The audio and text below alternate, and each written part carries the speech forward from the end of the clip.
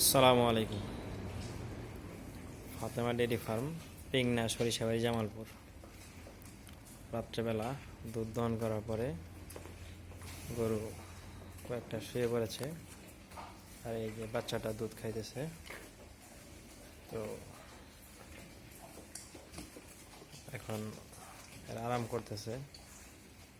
তো আল্লাহ যদি বাচ্চারে আবার সকালবেলা হয়তো বা দুধ দহন করব। তো আজকে একটা পরামর্শ বা আমার অভিজ্ঞতা থেকে কিছু কথা বলবো, হয়তোবা কোনো ভাই, কোনো খামারের কাজে লাগতে পারে। তো দর্শক, আপনাদের দেখাই যে দুধ দহন করলাম রাত্রে। আলহামদুলিল্লাহ, আমি দুধ দহন করি সকাল 8টার পরে, রাত্রে 8টার পরে, 12 ঘন্টা পর।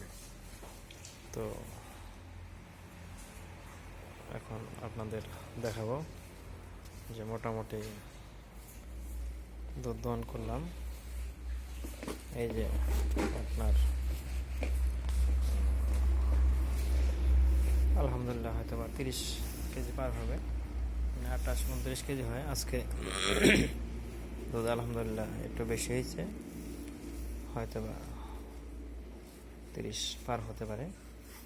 আমার সকালেও যেরকম, হয়তো বা রাত্রেও ওই একই সেম, যেহেতু 12 ঘন্টা পর পর আমি দুধ দহন করি, সেই অনুপাতে আমার দুধ সেম হয় প্রায়।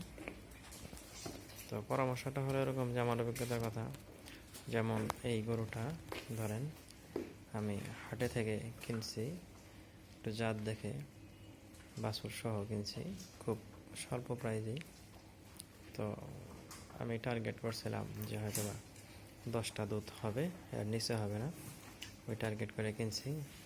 তো আলহামদুলিল্লাহ গরুটা এখন প্রতিদিন সকাল বিকাল মিলে 15+ দুধ আছে। তো আবার গাভীন 3 মাস। তো আসলে বেশি দাম দিয়ে গরু কেনা আর হাটে গিয়ে বুঝে শুনে জাত দেখে কেনা, এটা আসলে খুবই ভালো। যদি কেউ গরু চেনে, তাহলে হাড্ডিসার গরুগুলা বা এরকম গরুগুলা জাত দেখে কিনলে অনেকটাই ভালো হয়।